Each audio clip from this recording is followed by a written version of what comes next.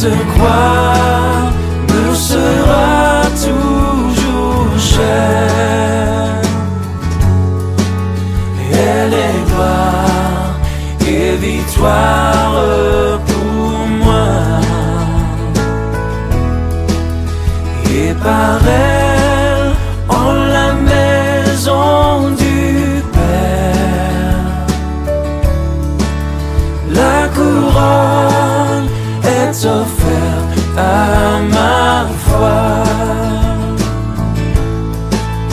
Et par elle, en la maison du Père, la couronne est offerte à ma foi.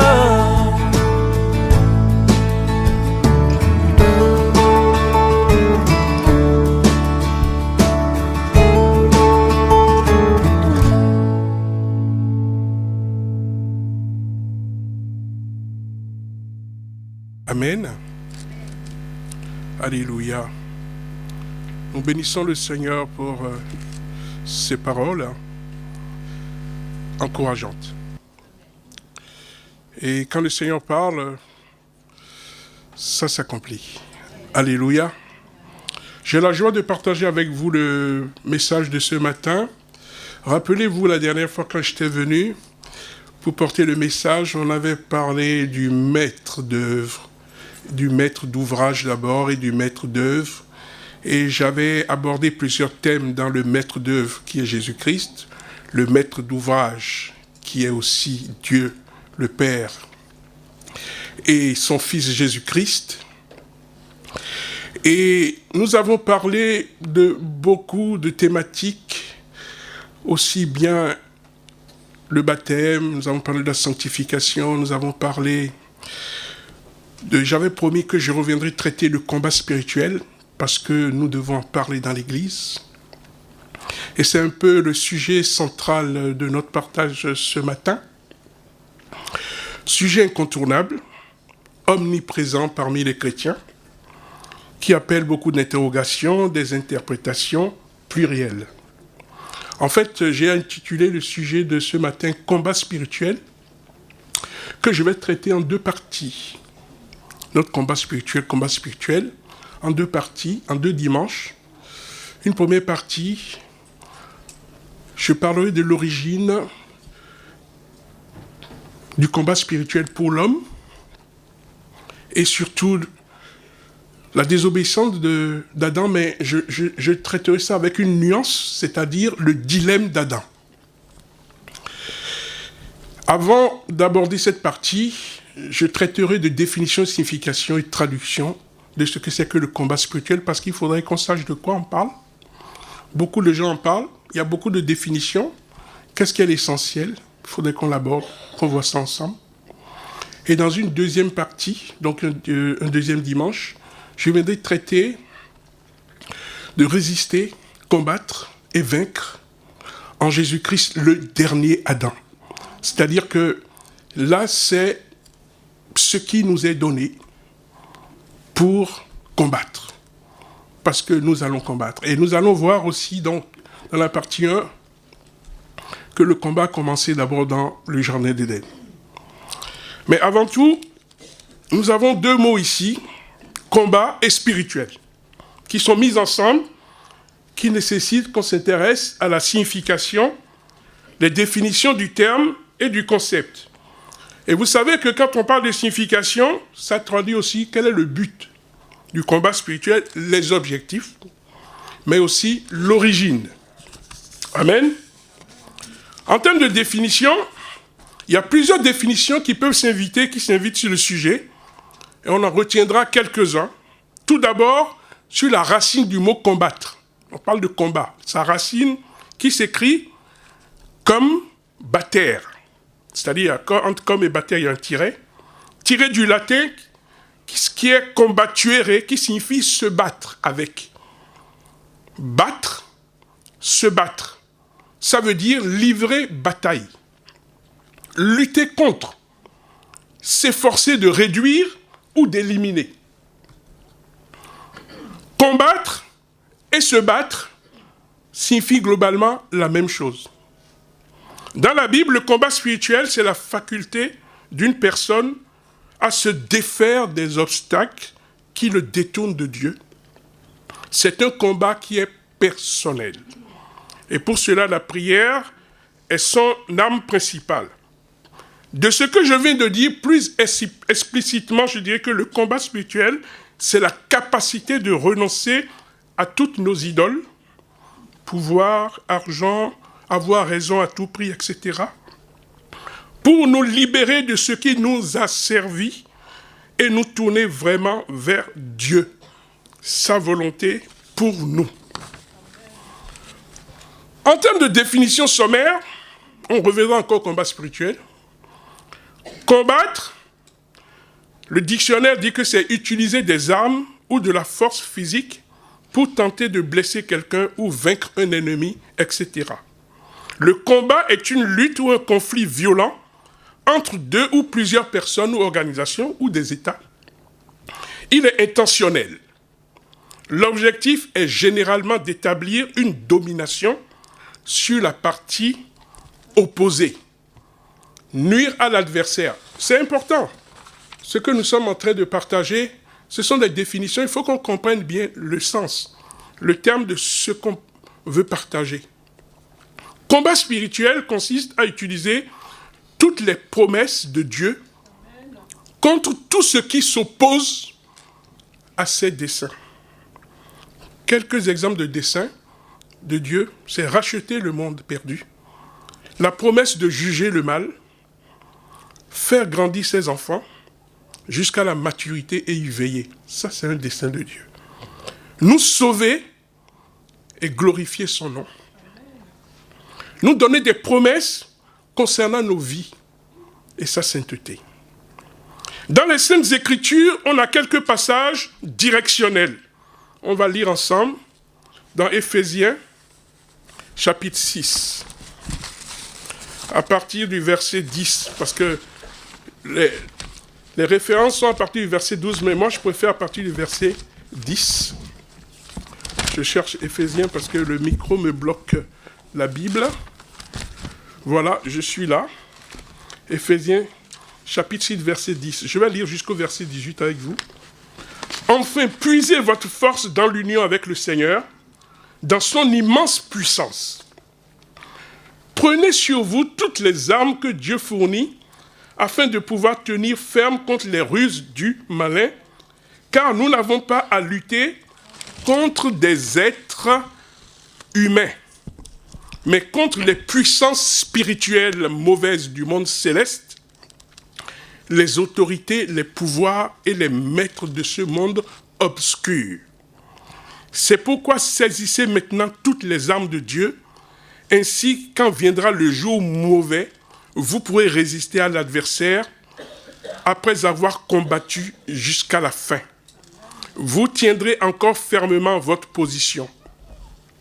Tenez-vous donc prêts, ayez la vérité comme ceinture autour de la taille, portez la droiture comme cuirasse, mettez comme chaussure le zèle à annoncer la bonne nouvelle de la paix, prenez toujours la foi comme bouclier, il vous permettra d'éteindre les flèches enflammées du mauvais, acceptez le salut comme casque et la parole de Dieu comme épée donnée par l'Esprit Saint. Tout cela, demandez-le à Dieu dans la prière, priez en toute occasion avec l'assistance du Saint-Esprit. Soyez vigilants et continuellement fidèles, priez pour l'ensemble du peuple de Dieu. Je m'arrêterai là d'abord. Et je vous citerai 2 Corinthiens chapitre 10, verset 4. Car les armes avec lesquelles nous combattons ne sont pas charnelles, mais elles sont puissantes par la vertu de Dieu pour renverser des forteresses. À l'issue de la lecture de ce passage, nous comprendrons qu'il est parlé d'un combat qui n'est pas selon la chair, qui n'est pas physique, qui n'est pas par le sang, qui n'est pas avec des humains, des êtres humains. C'est un combat spirituel qui nécessite des armes spirituelles pour combattre des êtres spirituels. des esprits dont le diable est le prince et le chef, notre adversaire avec ses ruses et son armée. Là, bien-aimés, nous passons à une autre dimension en parlant du diable, et uniquement si ce sujet mérite une étude selon les Écritures à part. Et si c'est dans la grâce de Dieu, on pourra faire cette étude ou un séminaire sur le diable. Le combat spirituel, c'est la capacité à mener des combats contre des forces invisibles qui essaient d'influencer nos vies, de contrôler notre avenir, de régir notre monde. C'est une réalité tangible. Il ne faut pas le mépriser. Il ne faut pas sous-estimer. Les forces spirituelles à qui nous avons affaire sont des dominations du grec kuriot. Dans le Nouveau Testament, le mot au pluriel, le mot domination, c'est au pluriel, désigne des puissances célestes qui ont été vaincues par Jésus-Christ sur la croix. Colossiens 2, 15. Et qui seront détruites lors de la remise du royaume à son Père par le Christ. Vous le lisez dans 1 Corinthiens chapitre 15, verset 24. Les autorités maintenant, on a parlé des dominations. On va faire court. Les autorités du grec exousia signifie avoir le pouvoir légitime, réel. Écoutez bien ce que je dis. Les autorités signifie avoir le pouvoir légitime, réel et libre d'agir, de posséder, de contrôler, de disposer, d'user de quelque chose ou de quelqu'un. Le mot dunamis s'applique à la force physique. Des autorités qui ont la force et qui font ce qu'ils veulent. Ces autorités sont des êtres à qui un pouvoir a été donné. Pour précision, il y a dans les lieux célestes deux sortes d'autorités. Il y a celles qui dépendent directement de Dieu, qui sont soumises au Seigneur Jésus-Christ, et celles qui dépendent de Satan, le prince de la puissance de l'air, le prince des démons. Enfin, il y a les esprits méchants dans les lieux célestes. Ce sont les mauvais esprits, les esprits impurs, qui errent ça et là et qui cherchent des demeures. Quand vous lisez dans Matthieu chapitre 12, verset 43-45, ou qui tourmentent les hommes. Évangile de Luc chapitre 6, verset 18, ou de Marc chapitre 5, verset 23. Les démons que Jésus chassait par sa parole et sur lesquels il nous donne autorité. Amen. Dans Matthieu chapitre 10, verset 1, Luc 10, verset 19 et Marc 16, verset 17. Pour rappel, au début, toutes les autorités ont été créées par le Seigneur Jésus-Christ. Vous le lisez dans Colossiens chapitre 1, verset 16. Celles qui dépendent de Satan ont, malgré leur chute, conservé un certain pouvoir qu'elles exercent dans le monde déchu, sur terre. Notamment, quel pouvoir ils exercent? Sur les non-chrétiens, l'ennemi et ses forces tenteront de contrecarrer leur salut. Évangile de Luc, chapitre 8, versets 11 à 12, et d'encourager le péché. Éphésiens, chapitre 2, versets 1 à 3. Sur les chrétiens, nous, en ce qui nous concerne, les puissances des ténèbres, Jésus-Christ les a vaincus et dépouillés à la croix, ainsi que les dominations. J'ai rappelé dans Colossiens 2, chapitre 15, et elles lui sont soumises. 1 Pierre, chapitre 3, verset 22. Mais leur but nous concernant, les puissances, les mauvais esprits, leur but nous concernant, ces dominations, ces autorités, c'est de tenter de rompre notre lien avec Dieu. De profiter de notre inclinaison naturelle au péché et de nous tromper en nous faisant croire à des mensonges qui pourraient entraver notre cheminement de disciples. Ok? Ou nous faire perdre notre efficacité pour le royaume de Dieu. L'objectif principal qu'ils ont, c'est de nous faire quitter notre position en Christ. C'est un objectif majeur. Leurs principaux outils pour cette opposition, ce sont les mensonges. Dans Genèse chapitre 3, verset 1, dont nous parlerons tout à l'heure, dans un instant, dans la partie 1 que j'ai énuméré comme partie 1 du combat spirituel, le dilemme d'Adam et ses conséquences. Mais aussi, à côté des mensonges, il y a les tentations, dans Matthieu chapitre 4, versets 1 à 11. Et en conclusion de cette partie que j'ai présentée en termes de définition assez rapide, nous sommes dans un contexte dramatique et inquiétant, mais l'Écriture nous adresse deux promesses qu'il ne faut pas oublier. Nous avons deux promesses face à tout ce que nous venons d'entendre. L'une qui est ultime et l'autre qui est immédiate. La première, c'est que bien que ses forces soient incontestablement puissantes, Satan est décrit comme un lion rugissant qui cherche qui va dévorer, n'est-ce pas? Les hommes. Mais ces puissances sont en définitive soumises à notre Dieu tout-puissant. Ça, il faut savoir. Toutes ces puissances sont soumises à notre Père céleste, qui est omniprésent, omniscient et omnipotent. Et pour ça, je vous laisserai quelques références. Philippiens 1, verset 6. On ne pourra pas les lire tout de suite.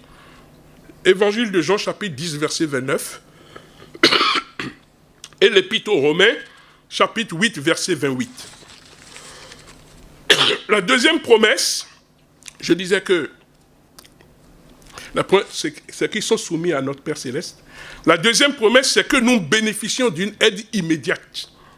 L'armure de Dieu, dont parle le ministère pétrinien, Paul. Bien que destiné à la sécurité du ciel, ici et maintenant par le sang de Jésus, nous sommes assaillis par les traits enflammés du malin. C'est Éphésiens chapitre 6, verset 16 qui le dit. Et dans ces moments-là, nous avons la promesse, face à notre besoin immédiat, de revêtir l'armure complète de Dieu, l'ensemble de ses promesses, à savoir la vérité, la justice, l'évangile, la paix, la foi, le salut, la parole de Dieu et la prière. Et nous pouvons résister fermement à toute attaque du malin. C'est cette partie que je traiterai la prochaine fois et que j'ai intitulée « Résister, combattre et vaincre en Jésus-Christ, le dernier Adam ». Amen. Parce que le Seigneur nous a donné toutes les armes pour vaincre. Et vous savez, les démons tremblent devant les enfants de Dieu. Je parle des vrais, pas ceux qui font semblant. Les vrais. Il est donc intéressant, après cette présentation du concept de définition, qu'on aborde la première partie que j'ai intitulée « Combat spirituel, à l'origine, le dilemme d'Adam ». En fait, la désobéissance d'Adam. Et en introduisant ce mot « dilemme », je voulais apporter une nuance par rapport à quelque chose que je vais développer. Je dirais qu'en réalité, le combat spirituel de l'homme, parce que la parole de Dieu nous déclare qu'il y a eu combat dans le ciel, entre les anges de Dieu et Satan et ses anges, mais qui n'ont pas été trouvés vainqueurs, ils ont été précipités. Je ne parle pas de ça, je parle du combat spirituel pour l'homme. En vérité, cela a commencé dans le livre de Genèse, chapitre 3, à la source. C'est important de partir de la source pour comprendre le combat spirituel. On a fait des définitions sur le combat spirituel. On verra d'ailleurs que ça a une véritable praticabilité dans ce que nous allons lire. Je vais lire avec vous Genèse chapitre 3, par rapport à ce que je veux partager. Le serpent était le plus rusé de tous les animaux sauvages que le Seigneur avait fait. Il demanda à la femme, « Est-ce vrai que Dieu vous a dit, vous ne devez manger aucun fruit du jardin ?» Et la femme répondit au serpent, « Nous pouvons manger les fruits du jardin, mais quant aux fruits de l'arbre qui est au centre du jardin, Dieu nous a dit, vous ne devez pas en manger, pas même y toucher de peur d'en mourir. » Le serpent répliqua, « Pas du tout, vous ne mourrez pas, mais Dieu le sait bien. Dès que vous en aurez mangé, vous verrez les choses telles qu'elles sont. Vous serez comme lui, capable de savoir ce qui est bon ou mauvais. » La femme vit que les fruits de l'arbre étaient agréables à regarder, qu'il devait être bon et qu'il donnait envie d'en manger pour acquérir un savoir plus étendu. Elle en prit un et en mangea, puis elle en donna à son mari qui était avec elle. Et il en mangea, lui aussi. Alors ils se virent tous deux tels qu'ils étaient. Ils se rendirent compte qu'ils étaient nus. Ils attachaient ensemble des feuilles de figuier, ils s'en firent chacun une sorte de paille. Le soir, quand souffle la brise, l'homme et la femme entendirent le Seigneur se promener dans le jardin. Ils se cachèrent de lui parmi les arbres. Le Seigneur Dieu appela l'homme et lui demanda « Où es-tu » L'homme répondit « Je t'ai entendu dans le jardin, j'ai eu peur, car je suis nu, et je me suis caché. » « Qui t'a appris que tu étais nu » demanda le Seigneur Dieu. « Aurais-tu goûté aux fruits que je t'avais défendu de manger » L'homme répliqua « C'est la femme que tu m'as donnée pour compagne. » Oh là là là là, c'est la faute de Dieu. Il m'a donné une femme et c'est elle qui m'a poussé à manger ça. Ah là là là là, j'ai honte, hein.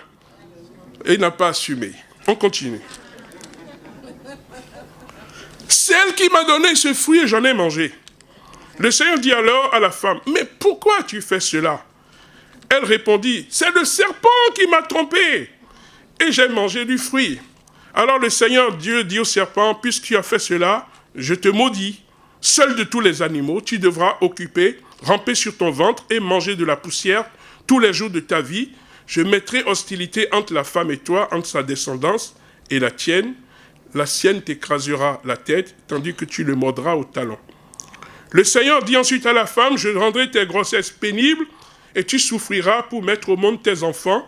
Tu te sentiras attiré par ton mari, mais il dominera sur toi. » Il dit enfin à l'homme, et ça, écoutez bien, ça c'est important. « Tu as écouté la suggestion de ta femme. » Tu as écouté la suggestion de ta femme. C'est important, hein, parce qu'on va y venir là. Et tu as mangé le fruit que je t'avais défendu. Et bien par ta faute, le sol est maintenant maudit. Tu auras beaucoup de peine à en tirer ta nourriture pendant toute ta vie. Il produira pour toi épines et chardons. Tu devras manger ce qui pousse dans les champs. Tu gagneras ton pain à la sueur de ton front jusqu'à ce que tu retournes à la terre dont tu as été tiré, car tu es fait de poussière et tu retourneras à la poussière. Et je m'arrêterai là et je dirai, résultat des courses. Ils sont chassés du jardin d'Éden. Tous les deux. C'est les deux qui ont fauté. Ils sont chassés du jardin d'Éden. Mais moi, je me suis autorisé à faire une petite exégèse. C'est-à-dire, comme vous, je pense que je suis porteur de l'ADN d'Adam, que je réfléchis aussi et je me suis dit, mais, et si Adam n'avait pas mangé le fruit, et que c'est seule Ève qui l'avait mangé, et que donc Adam avait refusé de manger le fruit, qu'est-ce qui serait passé? C'est une hypothèse, c'est pas ce que dit la Bible, mais elle vaut la valeur quand même de se poser. Et je me suis mis, sans regarder dans mes notes, hein, à me dire, bon voilà, donc dans ce cas, de toute façon, le jugement du Seigneur, c'était ne touchez pas à l'arbre, au fruit de la connaissance du bien et du mal. Mais voilà que Ève a mangé, Adam n'a pas mangé, Adam a refusé. Eh bien, le jugement va venir. Alors, Ève va partir. Et Adam va rester. Et Ève va aller où? Ah, il ne faut pas rire. Là, nous parlons de choses importantes et sérieuses. Parce que je vous fais rappeler que quand ils ont mangé le fruit, ils se sont retrouvés nus. Il y a eu un autre monde qui s'est ouvert en eux. Il y a eu séparation de l'harmonie entre Dieu et eux. Ils n'étaient plus sous la protection, sous le parapluie de Dieu. Et que le Seigneur a bien dit que celui qui mangera de l'arbre, il va mourir spirituellement. Et aussi physiquement, puisque de toute façon, les deux ont été liés. Et qu'est-ce qu'on constate? On constate qu'ils ont dû partir avec angoisse, ils se sentaient nus, ils avaient peur, donc là, la peur est rentrée dans leur cœur, l'insécurité et tout ce qui va avec. Et puis, ils sont Dieu les a mis hors du jardin d'Éden afin qu'ils aillent maintenant affronter d'autres réalités qui les entouraient, étant donné qu'ils ont goûté. Et la parole de Dieu déclare que puisqu'ils ont mangé, ils sont devenus comme l'un de nous, connaissant le bien et le mal. Alors, pour moi, je disais, voilà, dans le dilemme, pourquoi je parlais du dilemme d'Adam? Parce que pour Adam, à un moment donné, sa femme lui a donné l'arbre, il savait très bien que c'était interdit. Mais elle l'avait déjà consommé pour lui donner. Et Adam a accepté de prendre l'arbre. Adam a fait le choix de prendre le parti de sa femme. Je ne sais pas si vous êtes d'accord. Parce que je me base sur ce que dit la parole de Dieu là en bas, dans le verset, chapitre 3, verset 16. Non, le verset 17. Puisque tu as écouté la suggestion de ta femme. Ce qui veut dire qu'il avait son libre arbitre. Là, on parle de la parole. On pose les choses. C'est vrai que l'hypothèse finale, ils ont tous péché, d'accord? Mais si c'était ainsi, mais Adam a pris le choix contre Dieu de prendre la voix de sa femme, par solidarité, par amour, bien sûr, et je peux comprendre, parce que c'était son seul vis-à-vis. La parole de Dieu déclare dans Genèse que quand Dieu a créé tous les animaux, il avait créé par couple, il était seul, Adam. Et quand il a créé Ève pour lui, en tirant de sa côte, il a dit, ah, celle-là, elle est chair de ma chair, côte de ma côte. Je peux comprendre. Donc, le dilemme d'Adam, je pense qu'Adam il est fait à l'image de Dieu. Ils sont fils de Dieu. Il a compris qu'il ne pouvait pas se séparer. Il ne voulait pas être séparé. C'est ma version, mais je pense qu'elle tient la route.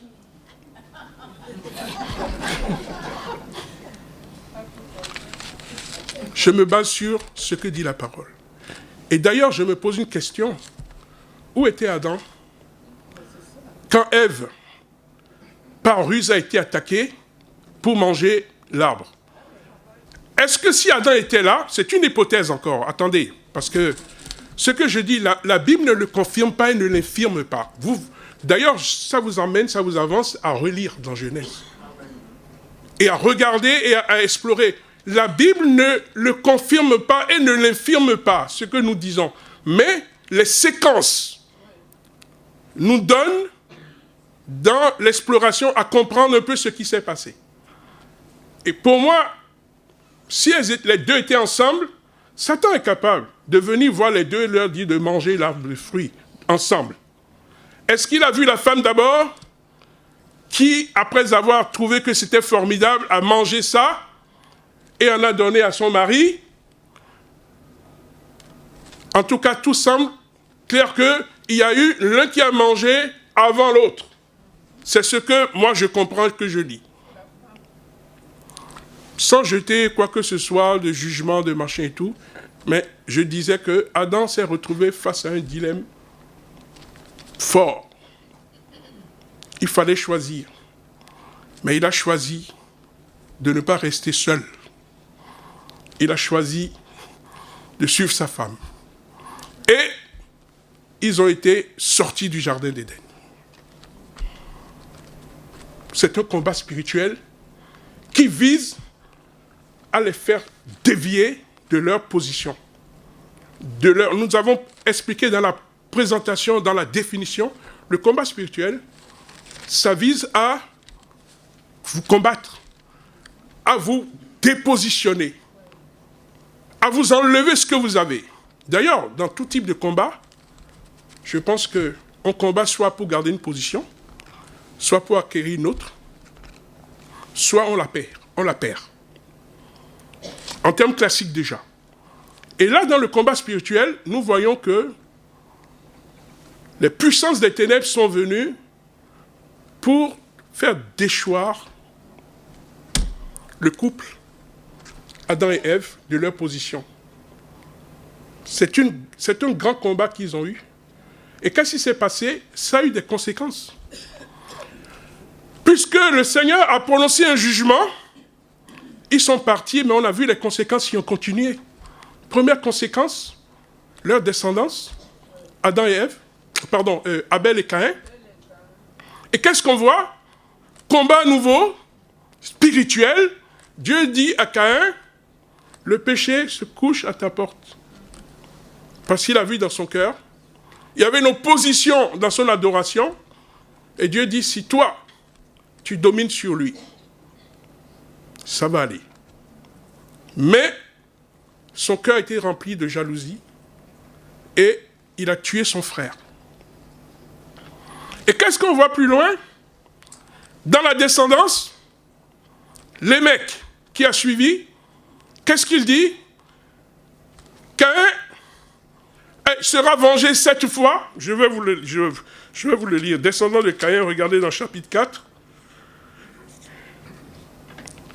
Il dit que c'est Lémec. Il dit que Lémec, je vous lis dans le verset, le chapitre 4 de Genèse, verset 24. S'il faut tuer 7 hommes pour venger Caïn, on en tuera 77 pour que je sois vengé. Ça veut dire que le sang doit couler encore et encore et encore. Et le sang a continué à couler, à couler, à couler. On a vu avec les patriarches, avec tout ce qui a suivi les descendants de Caïn, jusqu'à ce que la terre était remplie de violence. Et Dieu décide d'en finir avec les hommes. Tellement il y avait de la violence. Et il n'en pouvait plus. Et il envoie le déluge. Mais il a trouvé en Noé quelqu'un à partir duquel de la famille voudrait recommencer. Et nous avons vu ce qui s'est passé, les promesses de Dieu à Noé, je vais vite, la famille de Noé, le repeuplement de la terre. Mais ça a continué jusqu'à la tour de Babel. Je ne vais pas raconter tout, les patriarches, jusqu'à l'appel d'Abraham, parce que malgré l'intervention divine, Dieu voulait quand même qu'il y ait un reste. Il a repeuplé la terre par Noé. Il a appelé Abraham et progressivement, nous avons vu que Dieu a fait alliance avec Abraham et il a fait de lui un peuple à qui il a donné la loi. Parce que Dieu, dans sa bonté, malgré ce qui a pris place, a voulu que sa lumière reste dans le cœur de l'homme. N'est-ce pas? Et c'est là que nous avons vu avec Moïse la loi, les prophètes, jusqu'à ce que, je saute un grand pas, jusqu'à la promesse que Dieu avait faite, puisqu'il savait que, quel que soit ce que faisaient les hommes, les actes, les sacrifices, le sang des taureaux, des boucs ne pourraient pas effacer. Dieu prévoyait, il préparait le plan qu'il avait promis de salut pour nous, les humains. Et pour que nous puissions retrouver la place qu'il avait eue pour nous depuis toute éternité, d'être avec lui, il nous avait choisi. Quand il a fait Adam, je vous assure, il avait mis en Adam une espérance. Il avait mis en Adam une volonté, un projet. Être vraiment à son image, lui ressembler. Mais Adam a perdu la bataille. Mais le Seigneur a contre-attaqué en envoyant Jésus-Christ. Alléluia.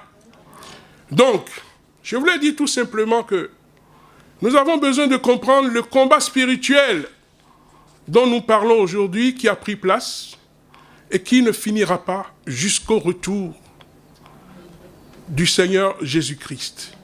Toute notre vie, nous serons confrontés au combat spirituel. D'ailleurs, l'apôtre Paul dira, j'ai combattu la foi, j'ai combattu le bon combat, j'ai gardé la course. Désormais, la couronne de vie m'est garder. Ce qui veut dire que toute sa vie, il a eu à combattre. Et nous aurons à partager dans la prochaine rencontre, en ce qui nous concerne, le combat spirituel avec les armes que Dieu nous a données. C'est très passionnant. Frères et sœurs, on n'a pas à en avoir peur. C'est celui qui ne connaît pas Christ qui a peur des démons, de Satan, de ceci, de voir les forces. Elles sont tous dans les mains de Dieu. Est-ce que vous le croyez? Amen. Vous avez vu le Christ quand il chasse et il nous a donné qu'est-ce qu'il a dit dans la parole de Dieu? Voici les signes qui accompagneront ceux qui auront cru en mon nom. Alléluia! Ils chasseront les démons. Sorciers, tout ça et tout ça, en Jésus-Christ, ils sont vaincus. Nous les avons vaincus. Nous appartenons à Jésus-Christ. Donc voilà la genèse de notre combat spirituel. C'est par désobéissance qu'elle a pris place. C'est par désobéissance que nous avons affronté ces choses, mais dans sa bonté, le Seigneur a voulu nous réintégrer et il nous a donné son Fils, le Christ bien-aimé. C'est la prochaine rencontre que nous aurons. Nous partagerons de cela. Nous parlerons aussi de la fortification en Dieu. Le Seigneur dit de se fortifier en lui, de saisir les armes qu'il nous a données. Et en plus des armes, il nous donne la force, la sagesse. Alléluia! C'est important parce que nous avons à faire face à Satan qui est très rusé. Nous avons eu, la grâce de faire une nuit de prière sur les ruses du diable. On a passé toute la nuit jusqu'au matin, il y avait plusieurs pasteurs et prédicateurs, et chacun avait apporté un peu une part de son étude. Je peux vous assurer que les ruses du diable, on pourrait en parler pendant des jours et des jours et des jours et des jours, parce que vraiment c'est un combat. Mais, en toutes ces choses, nous sommes plus que vainqueurs par le Christ, notre Seigneur et Sauveur. Nous allons lui rendre grâce, si vous êtes d'accord. Alléluia. Père Céleste, nous voulons te bénir pour ces moments précieux que tu nous accordes. Ta parole qui est une lampe à nos pieds, une lumière sur nos sentiers. Seigneur, c'est toi qui es le vrai combattant par excellence. Et tu as vaincu les puissances du diable. Pour nous, Seigneur, afin que nous soyons avec toi, ton peuple, que nous soyons assis avec toi dans les lieux célestes. Alors je te prie, Seigneur, de permettre que ce partage, ta parole qui a été donnée, Seigneur, puisse trouver un écho dans les cœurs. Seigneur Tout-Puissant, que tu puisses vraiment amener notre cœur à toi, à nous attacher à toi, parce que tu es le seul qui nous donne la victoire sur le diable et ses démons. Seigneur, je t'apporte ton Église, je t'apporte les cas que nous sommes. Seigneur, les cœurs, que tu puisses toucher les cœurs, accorder la délivrance, attirer, Seigneur, les cœurs à toi, Seigneur, qu'ils se convertissent. Merci, Seigneur, pour ta parole. Merci pour ces moments précieux que tu nous donnes dans le beau et puissant nom de Jésus-Christ. Et nous disons Amen.